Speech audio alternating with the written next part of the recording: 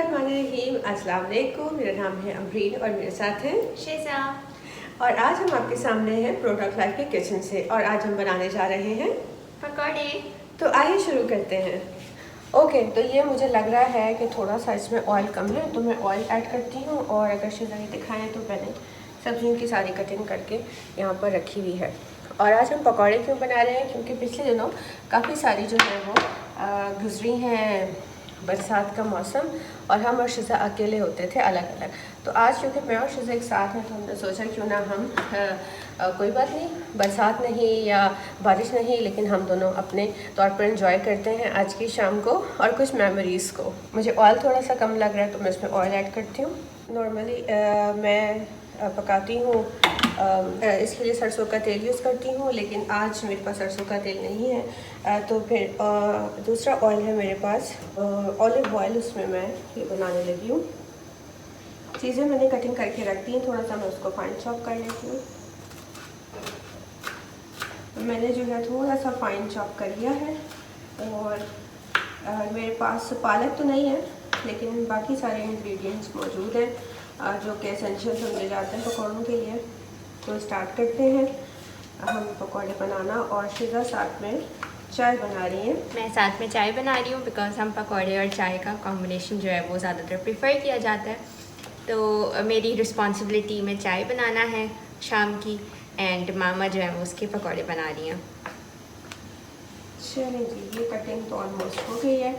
अब एक पकौड़े जो होते हैं वो सिंपलेस्ट वाले जो कि हमारे रमज़ानों में बड़े पसंद किए जाते हैं और वो होते हैं ये स्लाइस वाले आलू के पकौड़े। आई थिंक ये वन ऑफ द फेवरेट और very much popular among youngster. I think बड़े भी बड़े शौक से खाते हैं ये वाला पकौड़ा जो कि सबसे सिंपल होता है आलू के रिंग का। तो मैं ये थोड़े से ये वाले बनाती हूँ क्योंकि ये शिज़ा को बहुत पसंद है और अगर डॉक्टर शाहिद होते तो यहाँ पर वो भी यकीनन एंजॉय करते। अब हम उन्हें पिक्चर सेंड कर सकते हैं। आज की वीडियो का मकसद एक शाम को एंजॉय करना था और एक तरह से यूँ कह लें कि सेलिब्रेट करना था। वजह ये थी कि पिछले दिनों तो नहीं, चंद साल पहले हम इंतहाई मसरूफ़ होते थे और हमें पता ही नहीं चलता था कि कब शाम हुई और कब दिन ढल गया। तो ना हमारे पास शाम की चाय का टाइम होता था, ना हमें टाइम होता था कि हम अपने अब्बू के साथ कोई क्वालिटी टाइम गुजार सकें, क्योंकि कुछ उस दिनों उन सालों में कुछ मसरूफियात इसी तरह की थी। तो अब्बू जो थे वो हमारे बड़े नाराज़ होते थे कि तुम लोगों के पास तो टाइम ही नहीं है हमारे साथ इंजॉय करने का या बैठ के कोई बात डिस्कस करने का या चाय पीने का। एक शाम का वक्त है, चाय का टाइम होता है। बहुत सारी फैमिलीज़ में चाय के टाइम को बहुत ज़्यादा जो है वो एक ख़ास इवेंट के तौर पर एवरी डे जो है वो टाइम निकाला जाता है कि सारे फैमिली मेम्बर्स आएँ और आपस में बातचीत करें। बहरहाल वो वक्त बहुत मसरूफियत का था और अब्बू अनफॉर्चुनेटली उस वक्त उस ज़माने में बड़े जो है वो इग्नोर हुए मुझसे। चाय अब्बू वो कहते थे कि चाय भी नहीं बनी घर में और वाकई में चाय नहीं बनती थी उस ज़माने में। बस उसके बाद कई साल अब गुजर गए हैं, तकरीबन 3.5 के करीब साल हो गए अब्बू इस दुनिया से जा चुके हैं। तो आज हमने सोचा कि क्यों ना अब्बू की चाय की जो एक होती थी कि चाय होनी चाहिए, उसके साथ कुछ स्नैक्स होने चाहिए, कुछ बातें होनी चाहिए। तो हमने उन सारी चीज़ों को, उन सारी यादों को जो है वो एक रिवाइव करने का फ़ैसला किया और हमने कहा कि एक हम वीडियो बनाते हैं जिसमें हम अब्बू की बातें डिस्कस करते हैं। शिज़ा चाय बना रही हैं और चाय के लिए ख़ास बात यह है कि हम गुड़ वाली चाय पीते हैं। हमने ऑलमोस्ट कुछ चीज़ों को ज़िंदगी से बिल्कुल माइनस कर दिया है, जिसमें आपका हमने ऑलमोस्ट वाइट शुगर और वाइट सॉल्ट और मैदा, ये 3 चीज़ें हमने तकरीबन ज़ीरो पर आ चुके हुए हैं। और एक चीज़ है जो कि वाइट शुगर होती है। तो वाइट शुगर के लिए वाइट राइस है, तो कोशिश करते हैं कि वाइट राइस दाल चावलों के साथ तो हम ब्राउन राइस यूज़ कर लें, लेकिन जहाँ पुलाव या बिरयानी आता है तो फिर हमें बासमती राइस हम यूज़ करते हैं। लेकिन मैंने जैसे 3 चीज़ें मेंशन की वो हमने तकरीबन माइनस कर दी हैं because of their health issues के उसमें वो क्योंकि डिक्लेयर्ड पॉइजन वो तीनों हैं। फिजा मुझे प्लेट और टिश्यू के साथ दीजिएगा।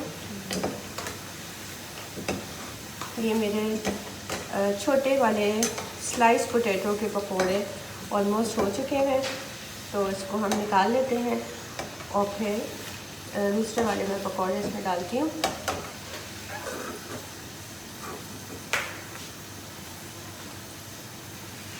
शिज़ा ने इलायची डाल दी है चाय में, अगर नहीं तो शिज़ा ऐड कर दीजिए, क्योंकि हम लोग ज़्यादातर जो है वो इलायची वाली चाय को प्रेफर करते हैं और ख़ुद हम इलायची अलग से डाल लेते हैं। इट्स नॉट लाइक दिस के, क्योंकि आपको पता है कि चाय भी इलायची वाली आजकल आ गई है, हर चीज़ कमर्शलाइज होती है, तो उन्होंने कहा कि चले हम चाय भी कमर्शलाइज इलायची के साथ कर देते हैं, लोग इसको पसंद करते हैं।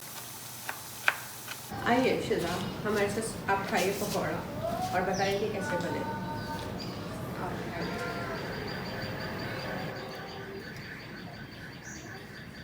तो अबू की बातों में सबसे पहले हम जिक्र करेंगे, बहुत सारी बातें हैं जो पेरेंट्स आपके साथ होते हैं तो आपको उस वक्त समझ नहीं आ रही होती कि इन अदर वर्ड्स हमें लगता है कि ये क्या बात कर रहे हैं, ये कुछ अलग दुनिया की बात कर रहे हैं, उस वक्त हमें बातें संभाव या तो समझ नहीं आती या फिर हमें अच्छी नहीं लगती, तो हम बहुत सारी चीज़ों को या तो इग्नोर करते हैं या उनको सीरियस नहीं देते। तो कुछ ऐसी ही बातों का आपके साथ जिक्र करेंगे। उसमें सबसे पहले तो कुछ प्रोटोकॉल्स होते हैं। तो एक मुझे अब चूँकि अबू को दुनिया से गुजरते हुए 3.5 साल हो गए, तो मैंने नोट किया कि कुछ चीज़ें बहुत इंपॉर्टेंट होती थी और छोटी छोटी होती थी जिसको अब बहुत ज़्यादा मिस किया जाता है। उसमें सबसे पहले कुछ ईद के प्रोटोकॉल्स थे कि जब ईद आने वाली है तो आपके पास सर्टेन चीज़ें होनी चाहिए, आपके पास किचन में ये वाला सामान होना चाहिए, फ्रिज में ये स्टोर होना चाहिए। और मैंने नोट किया कि जब तक अब्बू थे तो कभी घर में लिफाफों की या एनवलप्स की कमी नहीं हुई, जो हम पैसे देते हैं किसी को, हमेशा अब्बू है कहीं ना कहीं से कुछ निकाल के दे देते थे। तो ये बड़े जब होते हैं ना घर में तो अल्लाह की बड़ी ब्लेसिंग होती है। तो इस तरह की छोटी छोटी चीज़ें हैं जो कि याद रह जाती हैं। और इसी तरीके से एक ईद का प्रोटोकॉल हमारे लिए होता था कि जब भी ईद आने वाली होती थी, पीएच छोटी वाली या बड़ी वाली, तो हमारे घर में पंखे जो हैं वो बहुत रेगुलरली क्लीन होते थे। हमारी मेड का ये काम होता था, one of the two do list, के सारे पंखे जितने भी होते थे वो क्लीन हो रहे होते थे। तो अब आई थिंक वो ईद पर हम इतना फॉलो नहीं करते, तो वंस इन अ वाइल जब मुझे आता है, एक हिट होती है मोटिवेशन, तो मैं उस दिन खड़े होकर सारे पंखे साफ कर देती हूँ। And last I believe Lahore में तो मैंने तब किए थे जब मामा जो है वो जॉब कर रही होती थी एंड मैं सारा दिन घर पे होती थी because of my gap year. तो मैंने एक दिन सीढ़ी ली और ऊपर चढ़ के सारे क्लीन कर लिए थे और उस दिन मुझे बहुत मोटिवेशन आई थी। पर अभी रिसेंटली कराची वाले घर में मैंने कर लिए थे, वो भी बहुत सुपरफिशली किए थे बिकॉज इतना टाइम ही नहीं होता कि आप खड़े होकर पूरा प्लान बनाएं, बस हल्का सा कर लिया एंड दैट्स इट। तो ये वन ऑफ दी प्रोटोकॉल होता था ईद का जो फॉलो होता था। एंड इसके साथ ही दूसरा ये होता था, बकरीद के प्रोटोकॉल में शामिल होता था कि अबू ईद से पहले सारी छुट्टियाँ जो थी वो तेज़ हो जाती थी और जो मुद्दी होती है जिसको गोश्त बनाया जाता है वो बिल्कुल निकाल दिया जाता था। और बाकी सारे जो बादशाह और अबू पता नहीं क्या क्या वर्ड यूज़ करते थे, हमारा वो होता था कि वो बिल्कुल सेट हो और गोश्त जब आ जाएगा तो उसको जल्दी जल्दी अच्छे अच्छे पैक्स में जो है वो करके जल्दी या तो फ्रीज़ कर देना या जिनको देना है वो दे देना। तो ये भी बड़ा एक काम जो है वो बड़े दिल से जो है हमारे यहाँ होता था ईद के दिनों में। आप संभाव वो सब चीज़ें नहीं हैं। इसके अलावा एक चीज़ मैं आपको बताऊँ कि आपको बहुत इम्पॉर्टेंट बात कहते थे कि आपके जो मुलाजिम होते हैं या जो आपका जो सपोर्ट स्टाफ होता है या जो मेड्स होती हैं समहाउ जिन्हें आप हेल्प करते हैं इन टर्म्स ऑफ द ज़कात और वो, तो समटाइम्स अबू कहते थे और मुझे समझ नहीं आती थी कि ये ग्रेटफुल नहीं होते और जब आप उनको देते रहते हैं तो वो अपना हक़ इतना ज़्यादा समझते हैं कि वो कभी भी जो है वो किसी किस्म की कोई थैंक्स या किसी किस्म की कोई ग्रेटनेस या किसी किस्म का कोई जो है वो ग्रैटिट्यूड शो नहीं करते। वो बड़े हक़ से अपना जो है वो नल्ले से मांगते हैं चीज़ें। तो मुझे इसको समझ नहीं आती थी, मुझे लगता था ये कोई नेगेटिव बात है, लेकिन with the passage of time मुझे समझ आया कि ये बात बहुत ट्रू है तो बड़ी कड़वी बात लेकिन है ट्रू। जैसे मैंने एक्सपीरियंस किया, लोगों के साथ इंटरेक्ट किया, तो फिर मुझे पता चला कि वाकई लोगों में ग्रैटिट्यूड जो है वो बिल्कुल मिसिंग एलिमेंट है अनफॉर्चुनेटली। और बताइए इसी के साथ ये चेंज का हमारा सिस्टम जो है वो बहुत ज़्यादा होता था अब्बू की प्रेजेंस में, दैट हमारे पास कभी भी हमें चेंज के लिए भागना नहीं पड़ता था, मामा एंड मुझे स्पेशली। हम अब्बू से जो है वो ले लेते थे और हमारा काम हो जाता था। चेंज अबू हमेशा रखते थे कि बैंक से तो 5000 का नोट आ गया, 1000 का नोट आ गया, आप घर में जो है वो मुझे कहते थे कि घर में चेंज होना चाहिए, अचानक ज़रूरत पड़ जाती है, अचानक ज़रूरत पड़ जाती है। तो मेरी समझ नहीं आता था अचानक क्या ज़रूरत पड़ जाती है, क्योंकि अब्बू के पास हमेशा ये चीज़ें होती थी। फिर जब अब्बू चले गए तो फिर पता चला कि अचानक कैसी ज़रूरतें पड़ती हैं और किस तरह से हम फिर उसको अरेंज करते हैं चीज़ों को। वो भी एक हमें बड़ा लेसन इसमें लर्न हुआ। इसमें एक और इंटरेस्टिंग चीज़ जो अब्बू की ओवर द ईयर्स एक हॉबी डेवलप हो गई थी रोज़ वाटर बनाने की। एंड हमारे घर में पूरा ऑपरेशन उसका होता था, ये पेटल्स आते थे और फिर वॉश ऑफ होते थे, और उसका अब्बू ने पूरा एपरेटस बनाया था बिकॉज उनका बहुत इंटरेस्ट था केमिस्ट्री की चीज़ों में। तो ओवर द ईयर्स उनका ये शौक डेवलप हो गया था। और फिर ईद पर ऐसा होता था कि अब्बू रोज़ वाटर बनाकर सबको बॉटल्स में देते थे। तो उस वक्त अब्बू कहते रहते थे कि ये मुझसे सीख लो, स्पेशली मुझे कहते थे बिकॉज मेरा बहुत टाइम गुजरता था अब्बू के साथ। बट मैं उस वक्त इतना सीरियसली नहीं लेती थी, अपनी ही आप किसी जोन में होते हैं पेरेंट्स की मौजूदगी में। तो अब जब अब्बू नहीं है तो यूजुअली जिन लोगों को वो देते थे फैमिली में, तो दिक्का मैंने कंप्लेन थे तुम सीख ही लेती। तो मैं कहती हूँ उनकी डायरी में लिखा हुआ है, मैं खुद ही कभी ना कभी उनका apparatus is there in Karachi, तो मैं कभी ना कभी उसको कर ही लूँगी। पर ये वो एक अलग चीज़ होती कि मैं अगर उनकी प्रेजेंस में ही सीख लेती तो वो एक अच्छी चीज़ थी कि वो उससे काफ़ी लोगों की स्किन के जो है इश्यूज रिजॉल्व हो गए थे। रोज वाटर जो था उसमें without any external element, without any chemical, pure अब्बू खुद उस पर रोज़ पेटल से एक्सट्रैक्ट करते थे। अब्बू ने एक छोटा सा सिस्टम बनाया हुआ था, लेकिन वो हमने नहीं सीखा। सीख लेते तो फिर शायद हम भी जो है वो प्योर रोज़ वाटर जो है उसकी ब्रांडिंग कर रहे होते। तवा जो है मैं आपको एक किस्सा सुनाऊँ, जब क्यों वगैरह होती है, लाइन जो होती है, कभी आपको पहले ज़माने में कोई अगर एप्लीकेशन अगर कहीं आप, मुझे याद है कि मैं क्यों में लगी थी पहले, तो काफ़ी पहले की बात है, आज से तकरीबन मेरे ख्याल में 15 साल पहले की बात होगी आपसे। तो मैं अपने मुझे क्यों में खड़ा किया और कुछ सबमिशन हो रही थी वहाँ पे। तो मेरे से आगे जो थे वो कुछ लोग आके, ख़वातीन आके, उन्होंने अपनी जगह बना ली क्यों ब्रेक करके, और वो आई और मेरे सामने लगी और मैं पीछे लगी और वो मुझे देख रहे थे। और मेरे ख्याल में पेरेंट्स जो होते हैं वो आपको सबसे ज़्यादा समझते हैं, तो आपको वो काफ़ी गुस्सा आया कि वो ख़वातीन आई और मुझसे आगे करने लग गई और मैंने तो कुछ भी नहीं कहा। तो मैंने कहा अम्रीन, अगर तुम किसी तरह से जो है वो तुम्हारा रवैया रहा ना तो तुम्हें ज़िंदगी बहुत पीछे कर देगी और लोग जो है वो तुम्हें आगे नहीं आने देंगे, या तुम्हें अपने राइट्स के लिए जो है वो लड़ना पड़ेगा, असर्टिव होना पड़ेगा। उस वक्त फिर भी मेरी बात में समझ में नहीं आई कि क्यों ऐसी बात कर रहे हैं।